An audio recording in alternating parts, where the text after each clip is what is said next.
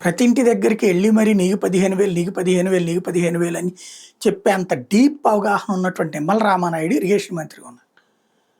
ఆయనకి తెలియకుండా ఆయన శాఖ నిధులు కేటాయిస్తారా? లేకపోతే కేటాయిస్తే చూస్తా కూర్చుంటాడా?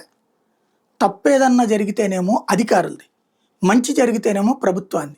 ఇది ప్రస్తుతం ఈనాడు జ్యోతుల వార్తా కథనాల స్టైల్.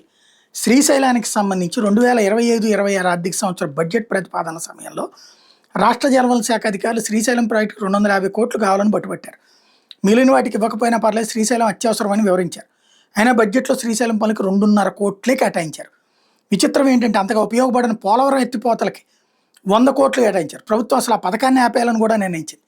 2024-25 ఆర్థిక సంవత్సరం ప్రారంభంలో ప్రాజెక్టుల నిర్వహణ అత్యవసర పనులకి 300 కోట్ల ప్రతిపాదనలు ఆర్థిక శాఖ పంపారు. ముఖ్యమైన 2,340 పనులు గుర్తించి ప్రతిపాదిస్తే నిధులు లేవంటే ఆర్థిక శాఖ ఫైల్ వెనక్కి పంపింది. చివరికి ఎప్పుడో విపత్తు నిర్వహణ నుంచి నిధులు ఇస్తామని చెప్పారు. అప్పటికే పుణ్యకాలం పూర్తయింది. తర్వాత ముఖ్యమంత్రి ఎక్కడికి వెళ్ళినా నిర్వహణ పనుల మీద ఫిర్యాదులు అంది. ఏం జరిగిందని ఆయనే ప్రశ్నించారు. సీఎం వివరణ కోరేది. ఆర్థిక శాఖ నిధులు ఇవ్వలేదని జలవనరుల శాఖ సమాధానం చెప్పడం మామూలు అయిపోయింది. ఇదంతా ఒక డ్రామా నడుస్తూనే ఉంటుంది. ఇవ్వాలనుకున్న వాటికి ఇవ్వగలరు, వద్దనుకున్న వాటికి అధికారులు తప్పు, ఆర్థిక శాఖ తప్పు అని తప్పించుకుంటారు.